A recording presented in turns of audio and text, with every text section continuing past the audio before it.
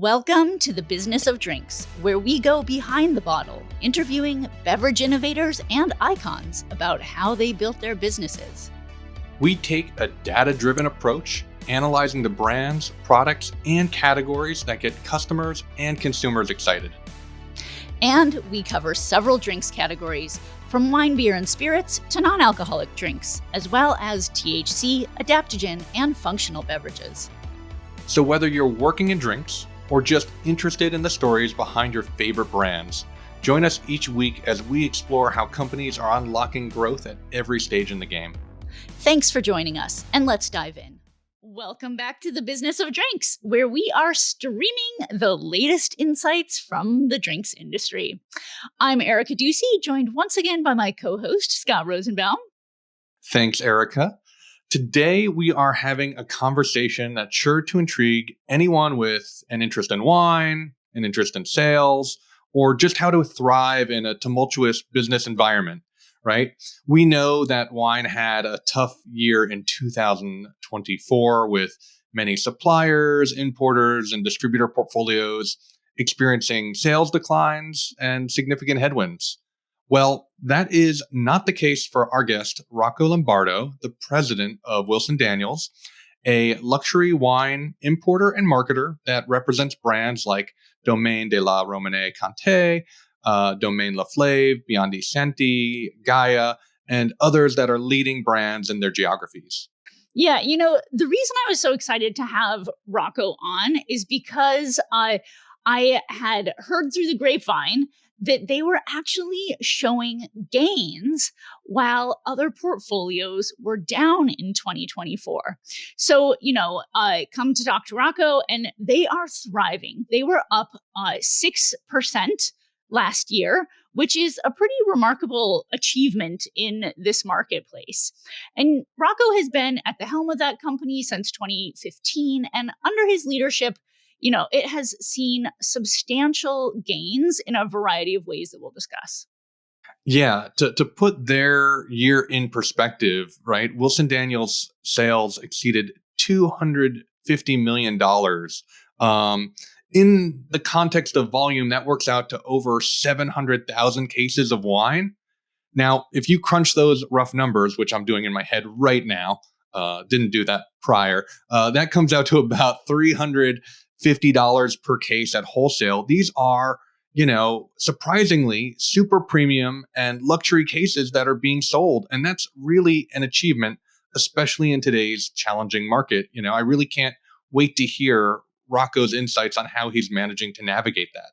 Totally. Rocco brings a lot of experience to the table. He was in the wine and spirits industry for 3 decades now. And he has a really unique understanding of both the financial and the commercial aspects of the business. So he's not just, a connoisseur of wine. He is a true strategist who knows how to drive growth. It's not just about numbers either, right? Wilson Daniels really is focused on family wineries, and this is what provides the foundation for the authenticity that they are trying to express to their customers. The word that resonated for me that Rocco mentioned a few times was discipline. And that's something that this portfolio has in spades, right? They find a leader in a particular appellation and they tell that story not just well, but they tell it well and they tell it again and again and again. And that quintessential concept of discipline is something that any entrepreneur or person running a business should strive for. Definitely. And it's not just like one dimensional. I will say, like, listening to Rocco, I really got the understanding that, there's so many strategies at play here that you have to bring that discipline into. So it's like, here we are expanding into new markets. What are the most strategic new markets? It's selecting the right team members. Like, where do we build the team for the most ROI? So like that, bringing that discipline across all of the portfolio and its functions, like that's something that not everyone can do. Yeah, he's asking the right questions. It's not just the why are we growing, it's the how are we growing. And, this leads him to think about, problem solving. and allows him to plan in ways that other people sometimes might have difficulty with. And we see this when he shares his thoughts in the conversation, right, about evolving, consumption trends, about how to face and take on the challenges of tariffs. He cites, the code, which just blew my mind that he's that finely detailed when it comes to figuring things out, and that's really how he's able to address these seemingly intractable problems. Yeah, totally. Massive balancing act there. And then also in this episode, we're going to talk about storytelling, the role of storytelling in wine marketing, how Wilson Daniels is engaging consumers with the history and the culture behind each of these bottles and the families that make them. So I think it's just another key point of the conversation was, wine isn't just a drink, especially at the level that Wilson Daniels is operating at. These are luxury wines, and this is luxury wine marketing, which is very experience focused. Indeed, right? Very, very well said. So, join us as we explore how Rocco Lombardo and Wilson Daniels continues to grow and navigate this ever-evolving drinks landscape. And now, a word from our sponsor. Is your drinks brand looking to start or expand import and distribution? Whether you're seeking to enter new markets or you're unhappy with a current distributor and desiring a better fit, you should know about Swig Partners. Founded by industry experts Eric Siegelbaum and Amy Troutmiller, Swig takes the guesswork and the legwork out of distribution strategy. Swig helps brands and distributors find the right fit for long-term relationships and sales success. US-based importers and distributors should reach out too. With Swig, they can explore new products for free. And brands? You can get $100 off by mentioning Business of Drinks. Find out more at swigpartners.com/business of drinks. That's swigpartners.com/business of drinks. Rocco, thanks so much for coming on the Business of Drinks. Thank you, Erica. Good morning. So let's dive right into your background. How did you come to run Wilson Daniels?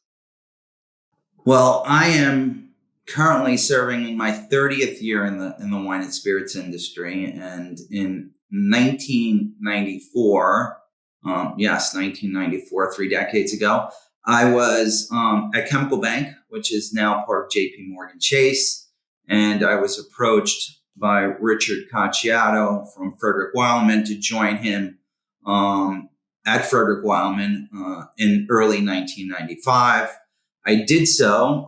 Coming out of a financial services background, I entered the industry on the finance side as an assistant treasurer, and soon then after, in 97, became chief financial officer, but made the switch over to the commercial side in 2003, 2004 to run Frederick Wileman's wholesale division at that time, which was only one state, the state of New York. Fast forward, I succeeded Richie as president at Frederick Wileman in 2012 and served there as president until April of 2015, and made a leap of faith at that time to join Wilson Daniels as president. The main reason being Wilson Daniels' focus is solely on fine wine in the luxury wine space. And it was a tremendous opportunity to be vested here and also to be able to expand Wilson Daniels' presence, which was predominantly West Coast. 41% of our business in 2015 was West Coast, and plant a flag on the East Coast in New York. We're based in the Flatiron District of New York today. 10 years ago, we moved into this building and we started wholesale businesses on the East Coast in New York and New Jersey. Wilson Daniels was a sales and marketing company based out of Napa Valley, solely occupying the national marketing piece. When I joined Wilson Daniels, one of the first strategies we deployed outside of restructuring the national network was to commence distribution activities in New York and New Jersey. So the reason for me to make a move from an established import company in Frederick, Wyoming to Wilson Daniels was to have a sole focus on family-run wineries that were in the space of the super premium luxury segment of the wine business. And what have been some of the key initiatives since taking that president role? You're coming up on a decade now. Yeah, I'll be 10 years next June. So again, I thought it was critical for us to have a national presence. As I said, 41% of our business back in 2015 was on the West Coast. Today, it's approximately 25% of our business. Growth on the West Coast, but dynamic growth in the central portion of the country and the eastern portion of the country. Getting involved in the direct distribution business, starting our own wholesale business in New York in the fall of 2015, and in early 2016, expanding to New Jersey. It really established Wilson Daniels' presence on the East Coast in the city of New York, which is a gateway for Western Europe. And one of our initial initiatives that was critical to the company's development was to expand our presence in Western Europe. And we did that very quickly with the launch of Champagne Gose in September of 2015. And that expanded to Italy in 2016 with the addition of the Bisol family from Val di Bialdene, the Dal Forno family from Val d'Alase and Valpolicella, Biondi Santi in 2017, and then the Torres family in 20, the Ostri family with Chateau Parasol in 21. So it's been a very successful run for us at Wilson Daniels. Yeah. But more importantly than the strategy, it was who we brought on board, and not just with the family of wineries we represent, but the people that represent those wineries here at Wilson Daniels. Right. And we have a very strong team that I've been working with, dating back to my years previously with Wildman, and also members that joined the team very early on, like Shannon Corsi in 2015, Benji Kirshner and Kevin Murphy came over with me in 2015. They've been critical members to what we've built here. So it's not what we've done, but it's also who we are and the people we represent. Right. Yeah. I mean, it is a remarkable team and a remarkable portfolio. So, I was really excited to talk to you today because I understand that Wilson Daniels, the national and the wholesale business, is up this year when much of the wine industry is facing some challenges. So I think the latest numbers I saw is that Wilson Daniels will surpass some $250 million in revenue this year and 700,000 cases in volume. So I was interested to hear more about that growth trajectory and the trends you're seeing in your own business. So there is no doubt that the pressure on business today, especially in the wine segment, is severe. It's greater than I've seen probably in the last 16 years since the Great Recession of 2008. And when you look at the business today, there's contraction in consumption. And I think our secret to success is what I touched upon before. It's who. It's the family wineries we represent overseas and domestically here. The Davies family with Schramsberg, the Bergstrom family from the Willamette, the Gaia family from Piemonte, the Fabely family from Neuilly St. George, and then the team we have here. So I think we pride ourselves on commercial excellence here in terms of how we go to market, the disciplines that we employ. But ultimately, I think our success is the products we represent and the families we represent. They're benchmarks from their areas. So I think a combination of those factors have been critical to our formula for success in a very challenging market. Yes, we're up approximately 6.25% this year. The business has been inconsistent month to month. We had an excellent first 6 months. July and August. July was a strong month. August and September were a bit challenging. October, another strong month. So, for us, I think the effort that it's going to take to go to market will only enhance as we move into the coming years because of the pressures in our business. Yeah. Well, I'm curious to hear a little bit about the growth categories. So, like, are there micro categories, within the portfolio that are outperforming, or where you're seeing some growth in particular? Well, I think it is those micro categories that you have to look at today in terms of momentum in your business. And I could look at what we've seen from Burgundy, pre-pandemic to post-pandemic. You look at the Burgundy category in terms of imports, it's up over 50%. And it's not just coming from the Grand Cru properties from the Côte d'Or. It's also coming from the regional wines from Burgundy, like the Bourgogne Rouges and the Bourgogne Blancs. It's coming from the Crémence as well from that area, the Crémant de Bourgogne. If I look to Italy, it's without a doubt being driven in Piemonte with Barolo and Barbaresco, in Tuscany with Bulgari and Montalcino with Brunello. Those categories have grown in Italy.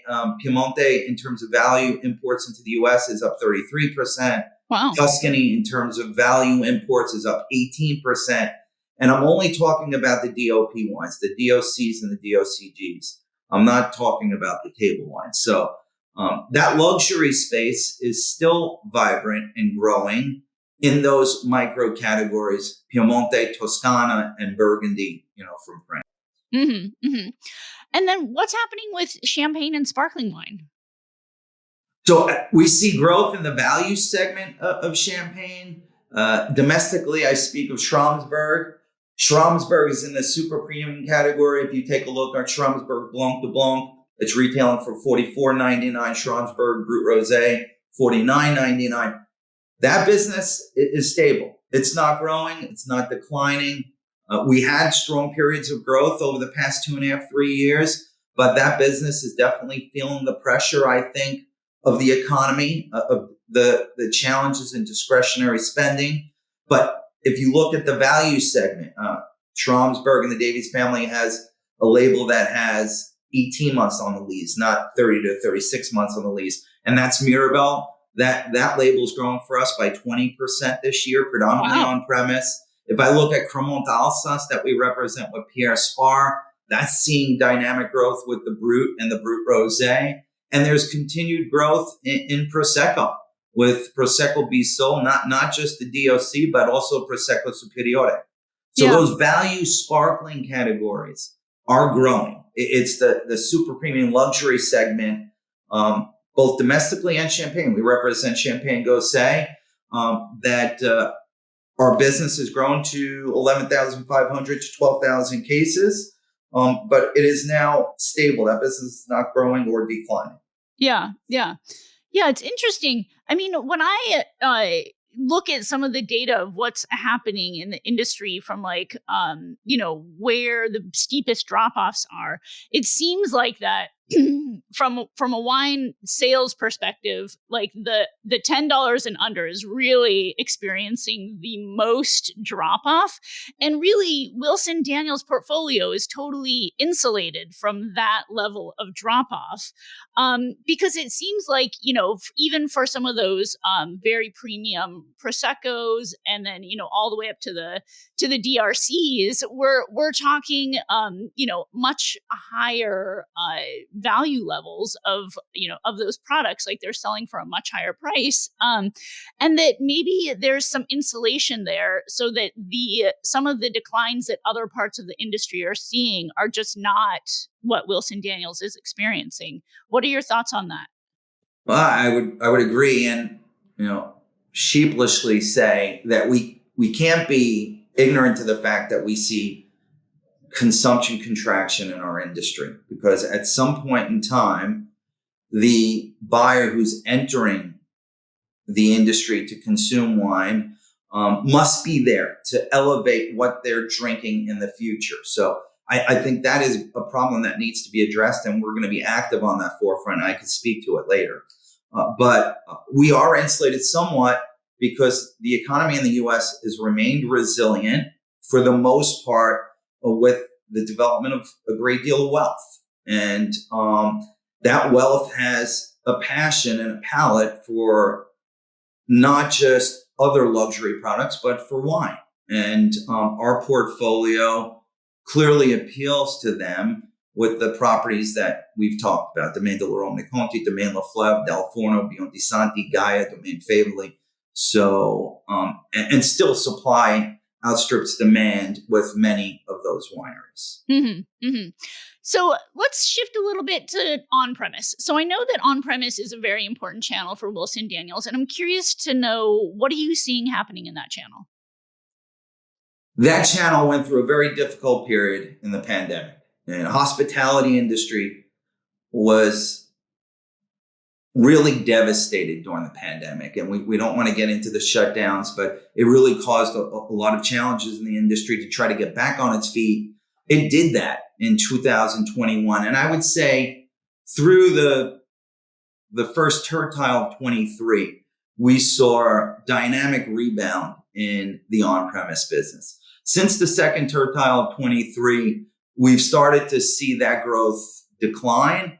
And into 24, and I'm speaking general industry statistics, now you see declines in the on-premise segment, where retail has steadily declined since 21. I would say since the midway point of 23, we've seen declines on premise. And it's concerning. There are pressures in both channels today. Both on and off premise are seeing declining, not only in terms of quantity, but value, declining returns in wine. Yeah. And what do you think those main market pressures are that are impacting wine? I think consumption trends are changing. And that's why we can't remain comfortable in our space. You look at rosé as a category. It's been devastated the past 2 years. And we're talking double-digit percentage declines. And we represent Chateau Perso, that's owned by the Austrie family in that space. Dates back to 1204. That property transcends just rosé. But the rosé category, I think, epitomizes some of the challenges that you talked about with the under $10 segment. That segment, that entry-level segment, that was enjoying a glass of rosé at a get-together by a pool on a beach, it is now moved to different products. You could look at spiked seltzers. You could look at RTDs. You could maybe look at cannabis too with that Z generation in terms of products that they're engaging in. So I think consumption trends are changing, and we need to be involved in a grassroots movement that gets back to creating a culture for wine in America. I mean, that's what Wilson Daniels is built on. Yeah. I'm curious to know a little bit more about that. Like, what do you think the wine industry should be doing, and or companies within the wine industry, to help turn the tide? I think we need to get back to the romance of this product and this business. This business is about social interaction. There's been a lot said about the challenges of social interaction over the past 5 years. That engagement needs to be in person. You take a look at many of the wineries we represent, nearly half of the portfolio dates back more than 100 years, more than a century. So it's really speaking about how these families have been part of the legacy of agriculture in their areas. And they were pioneers, and they're pioneers in a different form today. Nearly our entire portfolio is sustainable, is organic, biodynamic, practicing regenerative agriculture, really farming practices that are for the future. So I think we need to get back into the storytelling that is more factual, right? Yeah. This is not mythical, it's factual, and try to engage with the consumer, especially with Wilson Daniels, not waiting for that consumer to reach a point where it's able to purchase products within the profile of our portfolio, but reach out to a consumer to educate them on the history and culture to wine. Yeah. And I think that gets done through hospitality programs at universities across the country. And that's something that we're starting to get involved with. Yeah. I mean, I think that makes a lot of sense because I feel like, what I see a lot of younger consumers moving to is just the convenience. But I know that those stories about authenticity and sustainability and family legacy, like all of those things continue to resonate. It's perhaps just like the storytelling style. Like, how is it that you can convey that information in a way that doesn't feel like, boring, or I'm trying to, just educate you here. Like, finding a way to make it enjoyable. It's like the news you can use sort of thing. So I think there really is something there, and just finding the right fit on that for each brand does seem to be the challenge that a lot of wineries are undertaking right now. Well, our story is a bit different because you could touch the product, right? You could taste the product. And in tasting that product, you taste, I think, the spirit and soul of the property. And then you have a way of relating to that product because of the authenticity of our portfolio, all the way back to their point of origin. If it's going to be in Von Romane, if it's going to be in Barbaresco, wherever it is, that product really moves you to a different place, to a different time. And I think it is in that messaging that we've got to get back to. Yeah, definitely. So I'm curious to know about what keeps you up at night from a business perspective. What is it that you're thinking about and thinking like, moving forward, how do we deal with this challenge? Yeah, I've spoken about this in the past that we've had a tremendous success at Wilson Daniels. And I think the aspect of it, which I take the most pride in, is the fact when we started here, we were 46 employees, 46 families. And today we're 210 families. Today, Wow. we support and enrich 210 employees and their families, hopefully both personally and professionally. And yes, I take the greatest amount of pride in that, but it is also the point of greatest stress, that understanding that there are obstacles in our industry today. Consumption contraction, change in consumption trends. It's a serious issue.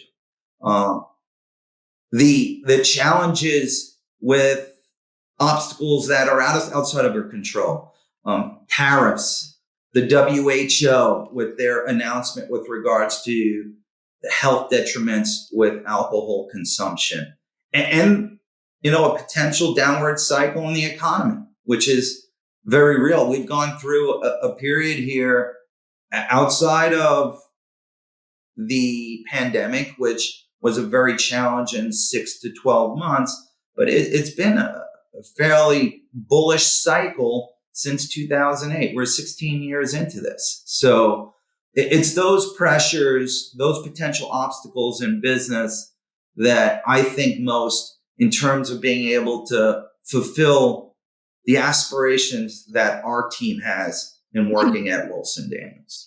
Yeah. And a lot of those you can't predict.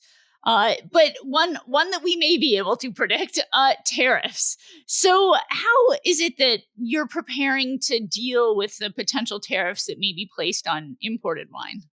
So we've been through this once before. If we look to the Section 301 tariffs that were implemented by the Trump administration in 2019, our approach was to try to hedge against the tariffs by buying as much of the allocations of the wines that were provided from our winery partners in advance of the tariffs. And so we've been through this cycle once before. At that point in time, there was, I would say, more flexibility in the pricing model. It wasn't as rigid as it is today. And we saw that by inflation over the past 4 or 5 years. Today, that flexibility and that price ceiling doesn't exist. There is pricing pressure in the wine segment today. So we're being as progressive as we possibly can in hedging with advanced purchases of wine. And we started that process. We've purchased, I would say, nearly 50% of the allocations available to us today. That should sustain us through the middle of next year, and are prepared to purchase the remaining 50% if we get a sense that tariffs, especially against Western Europe, are in sight. And it looks like this original foray in terms of tariffs has been directed at Mexico and Canada, as well as China. And those are areas that we're not involved with. So, but the only way that we know possible, because we don't see the flexibility in the pricing model today, is to hedge in terms of advanced purchases. Wow. Yeah. I'm also, we touched a little bit on consumption trends, and I was curious, you have access to a large amount of data. And what are some of the share shifts that you see impacting the wine industry the most? Meaning, do you see consumers going to non-alc beverages, RTDs, spirits, cannabis? What are the categories that you're watching most closely? Well, I'll take the latter. Right? You look at cannabis, the impact on the luxury segment is still unknown. But it has been proven that the between the ages of 18 and 29, the use of cannabis has grown by over 60%. With that same segment, the consumption of wine is down 1%. So it's having an impact, albeit not that dramatic at this point. If you look at RTDs and the spiked seltzer category, I think it's had a greater impact on the entry points to consuming wine and spirits, where maybe previously they were drinking wines of prices less than $10, drinking rosé. I think the changes that we've seen in those consumption patterns have had a direct impact on the declines that we've seen in wines under 10 and the consumption of rosé. Yeah, I mean, it makes me, I'm starting to see some data like from Wine Market Council that maybe at those earlier years, what people are drinking is changing. So I can see that might impact rosé. But I do wonder, because some of the data that I've seen seems to suggest that as millennials age into their 40s, that they are drinking more and higher value wine. So I am curious your thoughts on whether this is cyclical and that we'll see some, kind of perhaps bigger upswing as the millennials, age more into what are traditionally the collecting wine drinking years, certainly at a higher value. I mean, the maturing consumer, no doubt, looks to other products, and typically, especially around food, it's wine. If you take a look at the progress that we've seen in the wine sector just over the last decade, if I look back to 2013, wines over a $15 retail made up 13% of the market. All right. If you look at 2023, it's 30% of the market. Wow. Yeah. Okay, so what you said, the consumer might not be buying more, but they're buying better.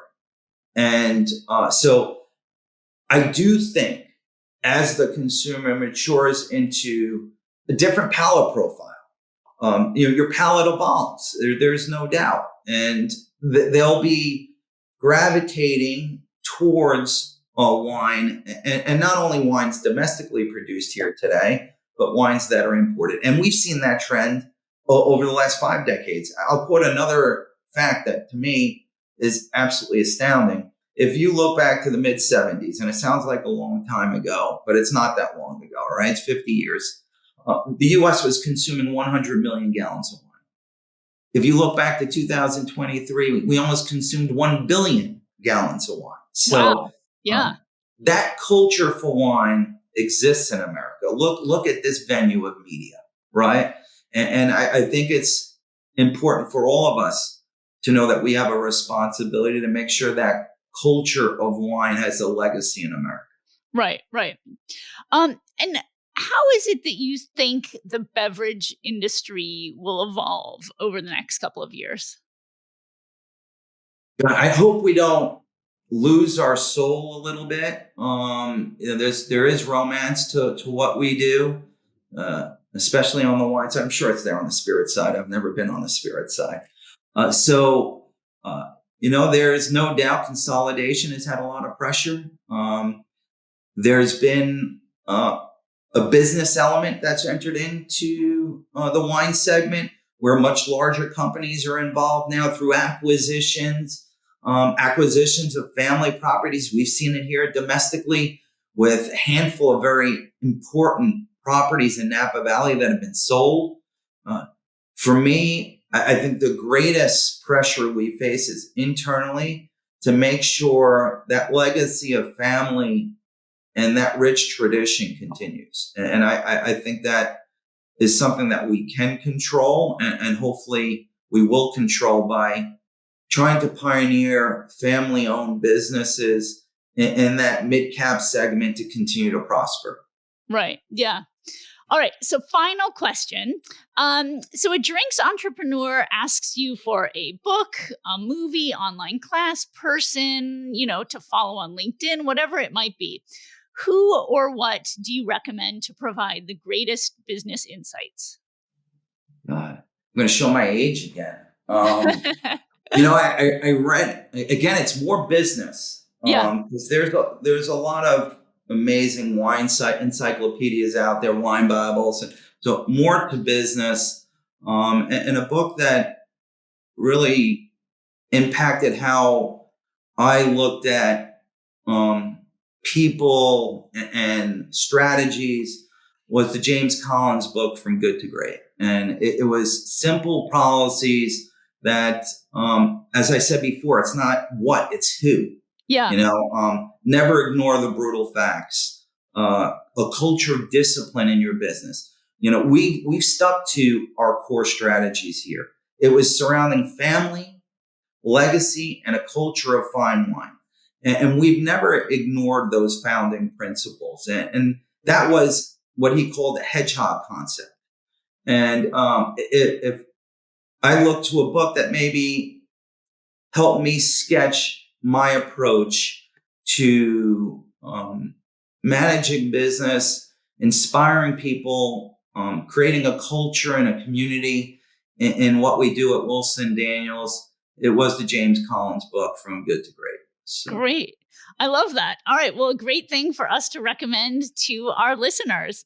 That book dates back to 2001. So. Oh, okay. Well, yes. So some hard-won wisdom there for us to refer to. All right. Well, Rocco, thank you so much for making time to chat today and come on the Business of Drinks. We really appreciate your insights.